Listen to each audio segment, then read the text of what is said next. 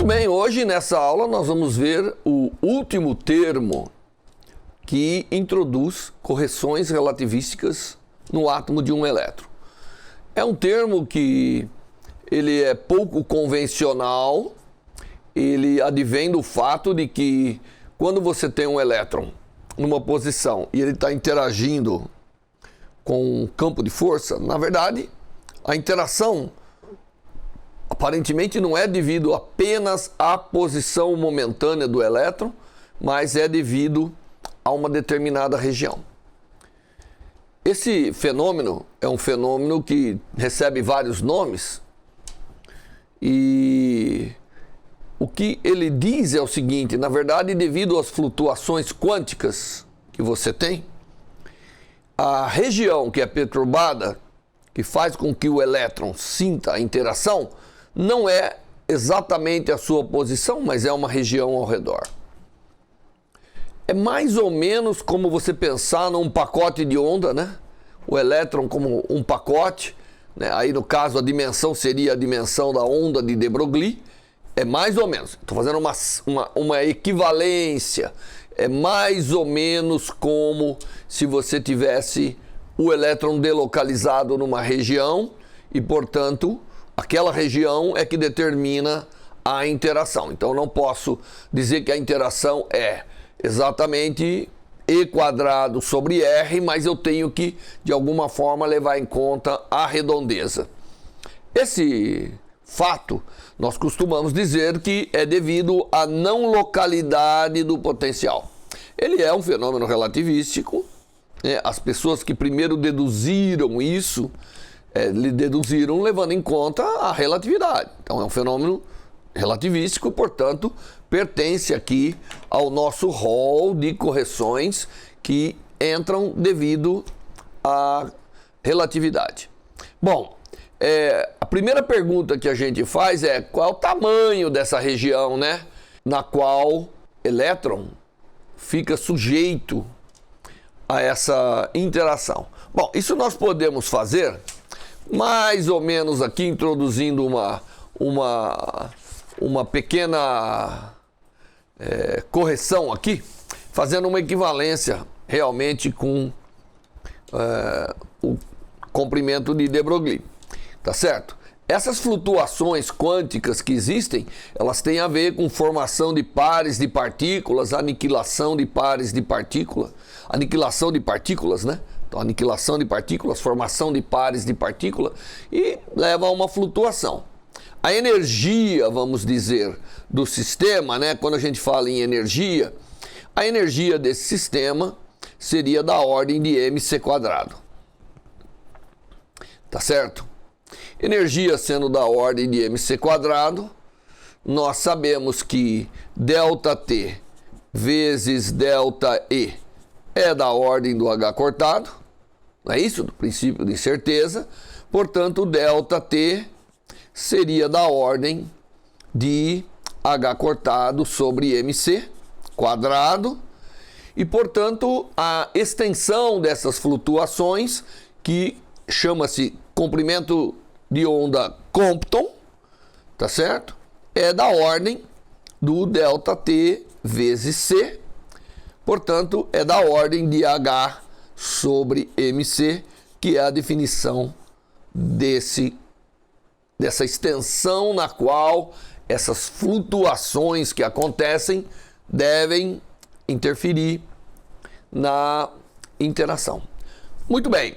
Então, vamos voltar aqui à nossa planilha principal, tá certo? E essa dimensão é pequenininha, da ordem de 10 a menos 12 de metros. Portanto, ela é muito pequenininha comparado com as demais dimensões que estão no problema, tá certo? Ou menor ainda, né? Seria...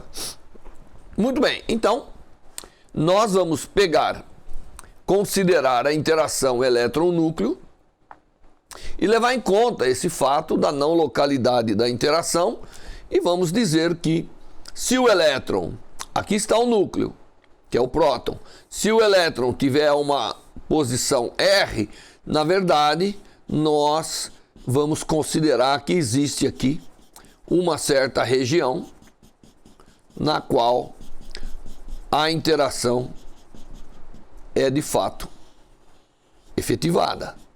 Tá? Então é um domínio.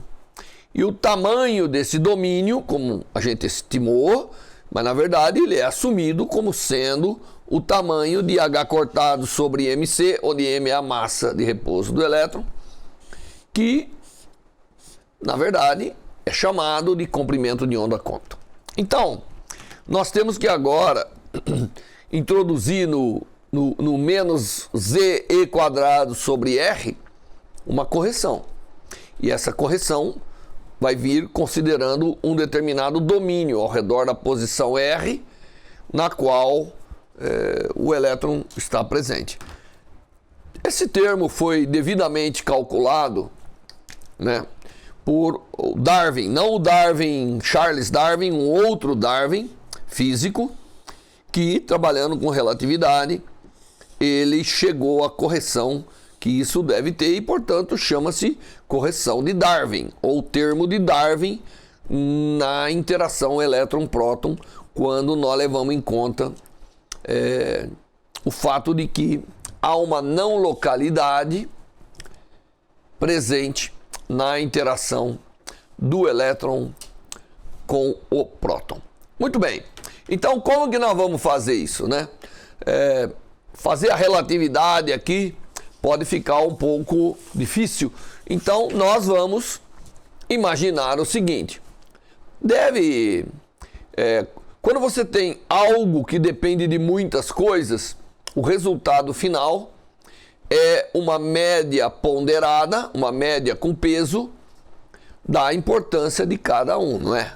Então é assim que a gente faz, por exemplo, para determinar o centro de massa das coisas, não é? Soma a massa em cada posição, o valor da massa, que é a ponderação aí do ponto, né? Soma tudo, isso dá pra gente qual é a posição do centro de massa. Aqui mesma coisa. Nós vamos imaginar que eu tenho o elétron, que existe um próton, e que esse raio vetor R, né, que é um vetor, ele é o ponto da qual eu vou calcular a interação. Mas eu tenho que somar todas essas interações ao redor de uma região que, como nós vimos, é uma região da ordem do comprimento Compton, que é o H cortado sobre MC. Tá bom? Então, nós vamos considerar que, para saber a interação num ponto, eu devo somar a interação que vai acontecer em todos os pontos dentro de uma determinada região. É assim que a gente faz, né, em física. E com que peso? Com que peso esses pontos serão somados? Nós vamos imaginar uma função que é uma função peso que depende de R', e ela é normalizada, quer dizer, a integral dela em todo espaço é 1, então ela é uma função peso, né, com uma probabilidade aí da importância de cada ponto nesse cálculo.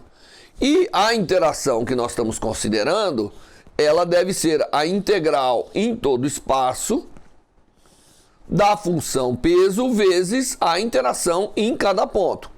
Lembre-se que esse é R, esse é R', e portanto eu estou pegando R mais R' e estou pegando qual é a interação nesse ponto, multiplicando pela função peso, porque me dá o peso dessa interação, né? Eu imagino que essa função, ela não deve ser uma caixa ao redor do... Ela deve ter um valor muito mais importante no centro e decair à medida que vai, tá certo? Bom, mas a realidade é que eu não sei quem é essa função, mas eu sei que para poder levar em conta essa não localidade do potencial, eu tenho que, em primeira aproximação, considerar essa função peso. E outra coisa que eu tenho que considerar é que essa função, ela deve ser significativa numa região que é menor do que o comprimento de onda Compton. Por quê? Porque nós vimos que essa não localidade, devido às flutuações quânticas, como diz para nós aí o Darwin e muita gente, ela é significativa numa região que é da ordem dessa dimensão, do raio do H cortado dividido por MC. Portanto, ela só é significativa, essa função peso, ela só é significativa, quer dizer, ela só deve ter um valor apreciado nessa região, porque é a região esperada de contribuir para essa interação. Bom, espero que todo mundo esteja seguindo, né, o que nós estamos fazendo.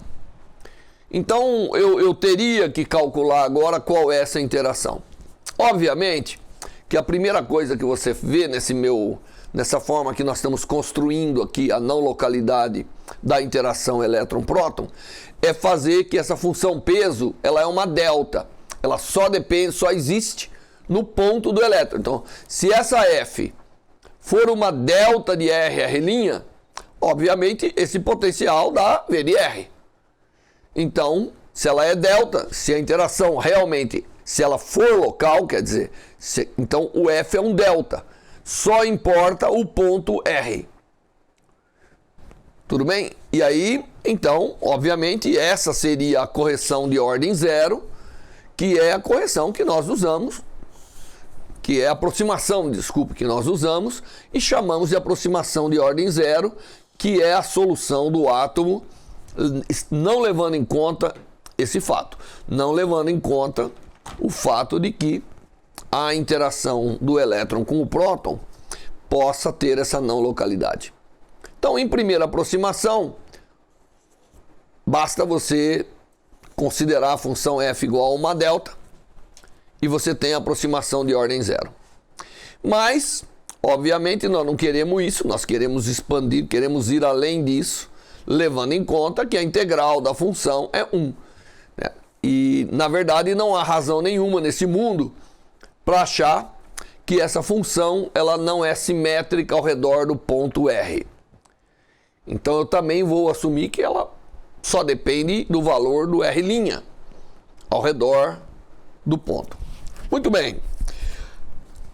O que nós vamos fazer agora é o seguinte. Obviamente, R' deve ser menor do que R. Então, nós vamos expandir esse potencial ao redor do R'. Tá certo? Então, nós vamos expandir esse potencial ao redor dessa região aqui. Como que a gente expande o potencial? Nós sabemos, nós vamos tomando derivadas. Aqui há uma dependência espacial, então nós tomamos, na verdade, o gradiente, o laplaciano e assim vamos. Tá certo? Vamos tomando as várias derivadas na coordenada R', tá certo? E montamos a expansão. Isso a gente está acostumado a fazer em eletromagnetismo, não é verdade? Quando a gente faz, às vezes, algumas dessas expansões. Muito bem, então o potencial V de R mais R', que é o potencial que entra nessa integral, ele é a ordem zero, que é V de R, mais a primeira ordem, que é R'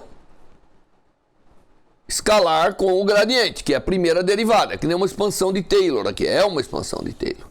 Então tem esse termo, mais meio do segundo termo, que é R' ao quadrado vezes o laplaciano.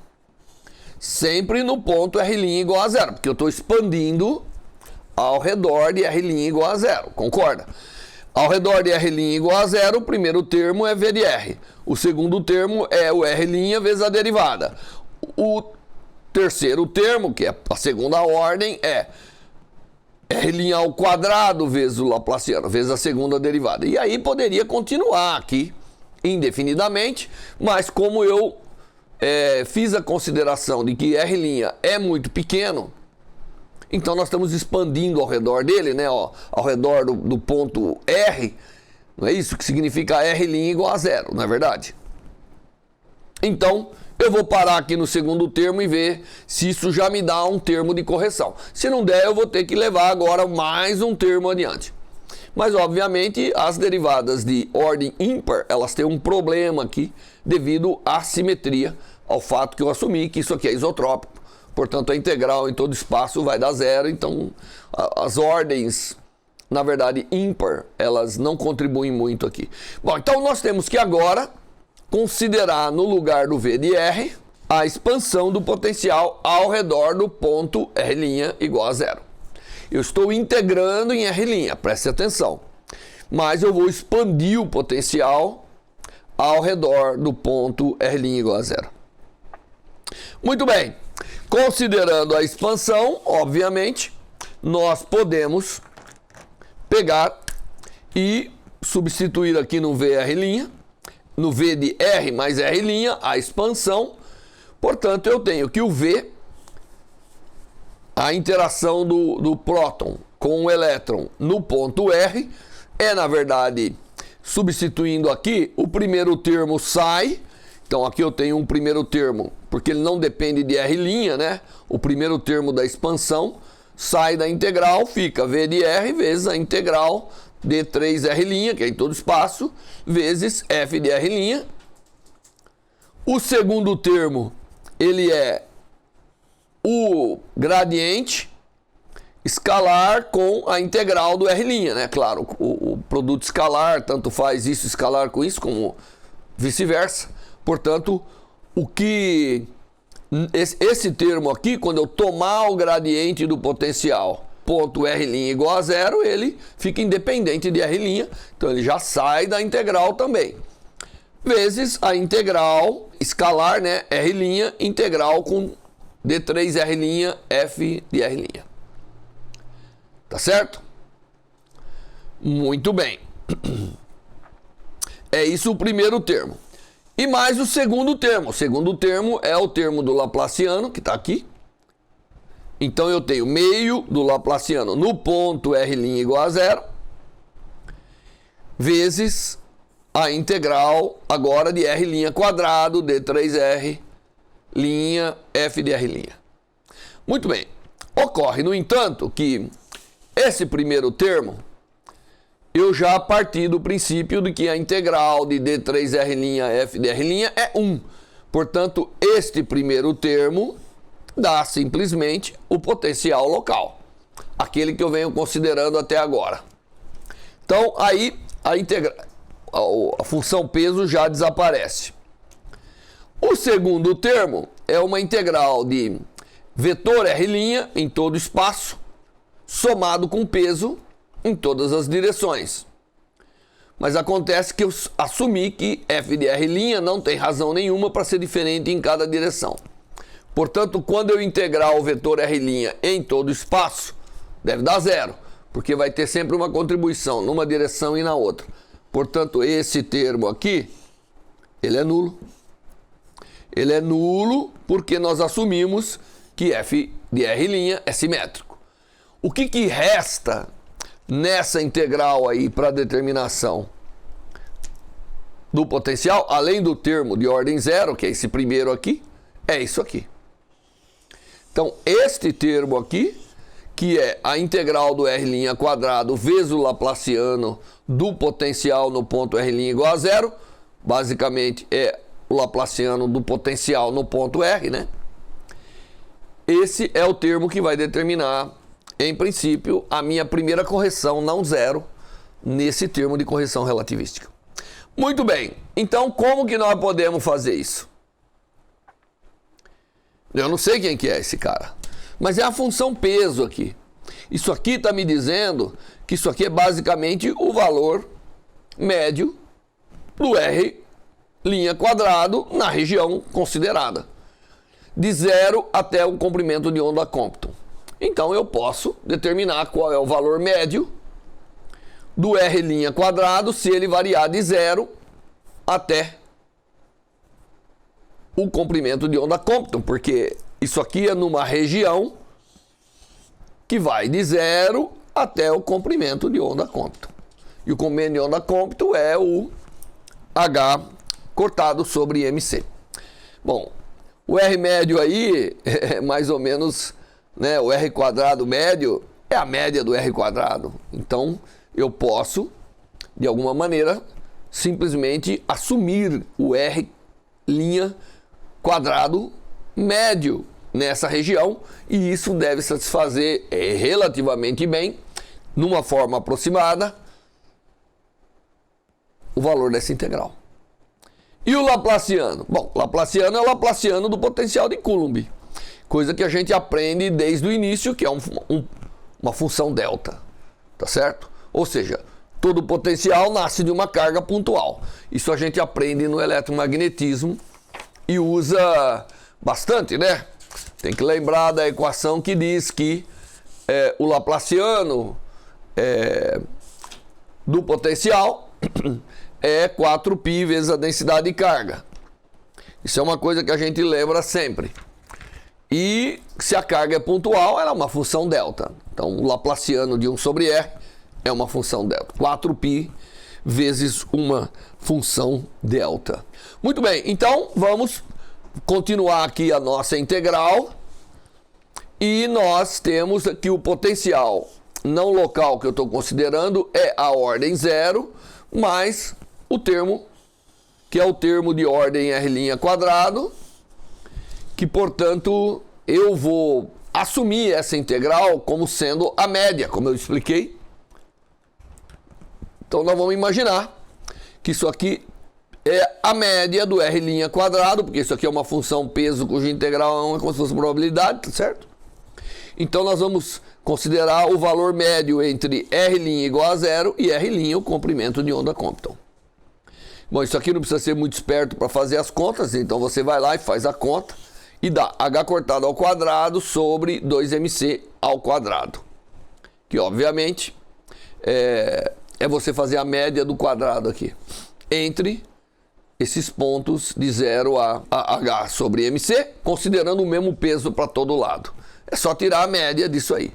Então, essa é a média da região e, portanto, eu vou usar o valor dessa integral nessa região de interesse como sendo h cortado ao quadrado sobre 2mc, tudo isso ao quadrado. Então, esse termo, que é o termo da não localidade, ele passa a ser, se eu subtrair isso aqui, porque isso aqui é a ordem 0, então não me importa, eu só estou interessado na diferença, que é esse cara aqui, né? Então eu estou interessado nesse termo aqui. Esse termo é o meu H3. Portanto, o meu H3 é exatamente isso aqui. Onde eu já coloquei o valor da integral como sendo o valor médio do R' de 0 ao comprimento Compton. E no lugar do Laplaciano de menos E2 sobre R, que é o Laplaciano do potencial considerado, nós vamos usar aquilo que aprendemos nos cursos de eletromagnetismo, onde ele é mais... a gente aprende necessariamente isso, que é que o Laplaciano de 1 sobre R é 4π vezes a função delta na origem. Isso aqui vem do fato de que potencial tem origem no ponto, né? Não é isso? O potencial tem origem num ponto de carga. Muito bem, então, no lugar do Laplaciano eu coloco o delta. E no lugar... Só que eu não posso me esquecer que eu tenho aqui o menos e² que sai do Laplaciano. O sinal negativo continua, não tem nada para fazer com ele. E os demais termos... vai aparecer um 4π, mas tem um 2 aqui e tem um 4 que vai aparecer aqui, não é verdade? Então, fazendo todas as continhas numéricas, quando você colocar aqui o 4π delta, tem o meio daqui, tem mais 4 daqui, obviamente 4 cancela, parece que fica só 2, e portanto o termo de correção não local da interação próton-elétron é uma função delta. Bacana, né? Dentro das aproximações que a gente fez. Nós deveríamos dizer que isso é aproximadamente igual a. Mas nós temos aqui um termo que é negativo. Portanto, ele é π h cortado ao quadrado sobre 2m² c², ze², vezes a função delta na origem. Esse é o chamado termo de Darwin da correção relativística para essa não localidade da interação elétron-próton. Bom, Esse termo é um termo muito interessante. E aí você pergunta assim, pô, mas ele é tão importante quanto a correção de massa relativística e a correção do campo que nós fizemos nos outros dois termos, H1 e H2, que são duas correções relativísticas interessantes? Eu diria que sim, ele é importante e ele aparece naturalmente aí na equação de Dirac, esse termo. Então ele tem a ver com esse, ele deve ser tão importante quanto os outros. Mas vamos verificar a ordem de grandeza dele, tá certo? Para ver se de fato ele tem a mesma ordem de grandeza dos outros. Então vamos ver agora qual é a ordem de grandeza desse termo. Em primeiro lugar, deixa eu dizer para vocês que esse termo, ele tem uma função delta na origem. Portanto, a importância desse termo, ela vai aparecer se por acaso o elétron visitar a origem. E a gente sabe que para o elétron visitar a origem, não pode ser qualquer um dos estados. Tem que ser os estados L igual a zero. Então, de cara, eu sei que esse termo só é importante para os estados de L igual a zero. Nos estados de L finito, diferente de zero, 1, 2, 3 e aí vai, o que acontece? A existência desse momento angular diferente de zero faz com que a função de onda não seja zero na origem, isso nós já vimos, é por isso que nós aprendemos, fiz uma revisão sobre tudo isso, e o fato de não ser zero na origem faz com que esse termo seja finito quando o L é igual a zero. Quando o L é diferente de zero, a função de onda é zero na origem, portanto zero, né, quando a gente fazer o elemento de matriz com delta, só vai restar o valor da função de onda na origem, portanto os estados que não são estados de L igual a zero não vão ter a correção de Darwin, nessa aproximação que nós fizemos. Portanto, somente os estados S, que são os estados de L igual a zero, é que acaba sendo importante na origem, tá certo? E são importantes então para o termo de Darwin. Então vamos calcular esse H3. Maneira de calcular o H3 é fazer o sanduíche com o estado fundamental, por exemplo, que é o estado S.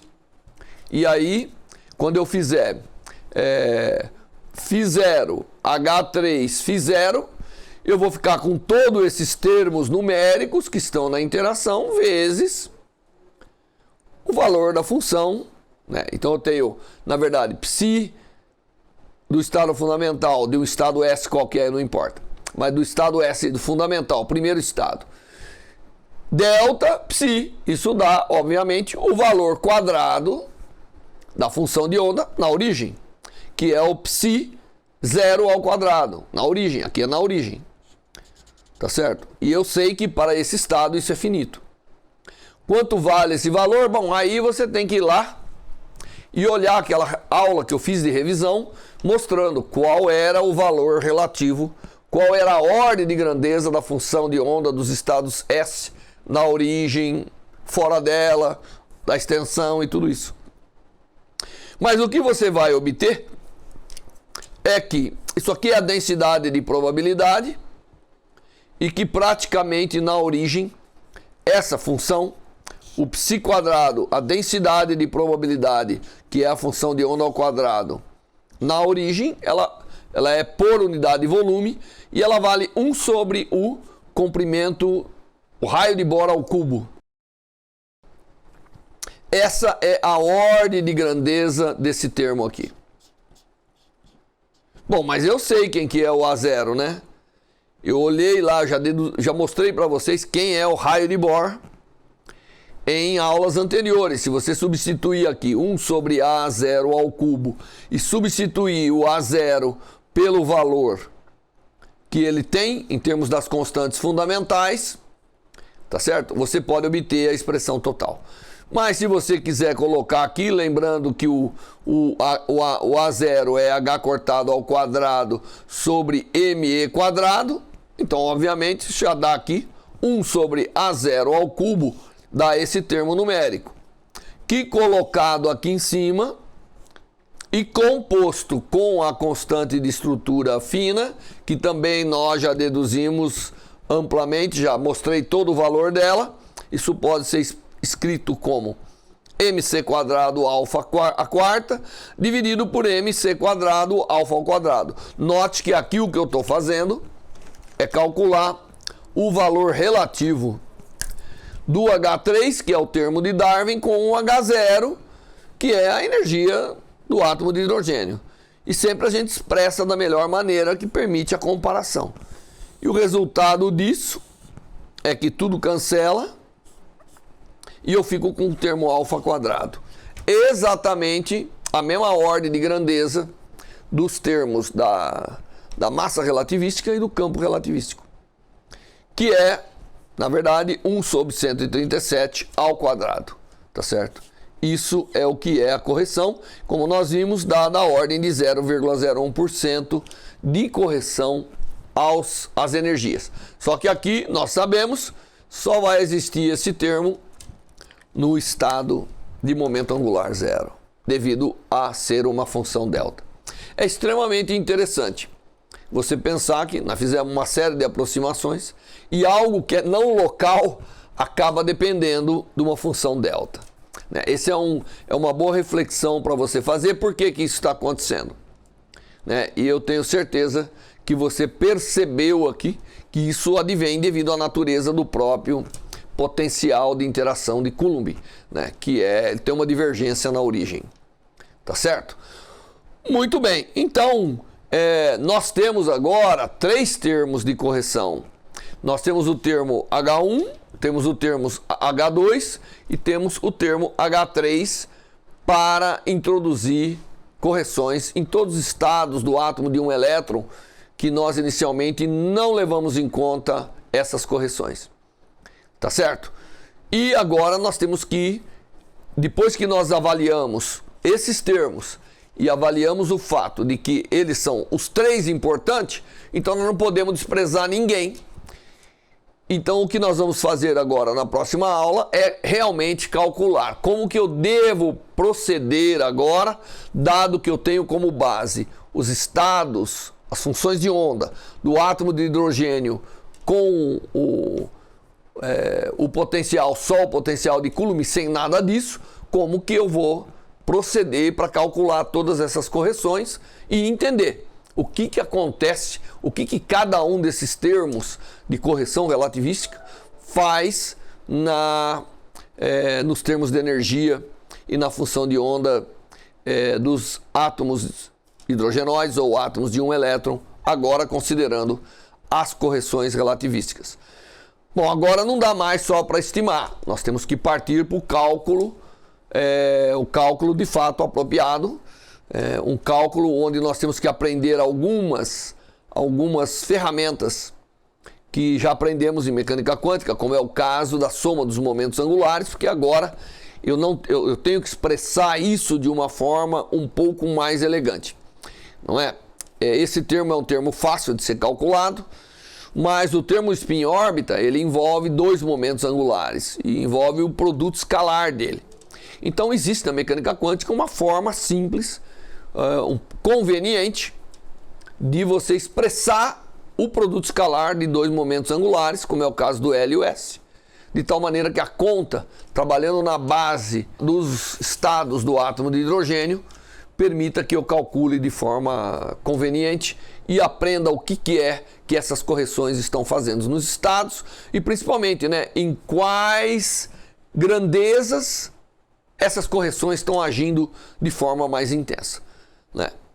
É na parte do número quântico principal, é na parte do número quântico do momento angular, como que essa degenerescência vai ser levantada a partir dessas considerações que nós vamos fazer a partir da próxima aula.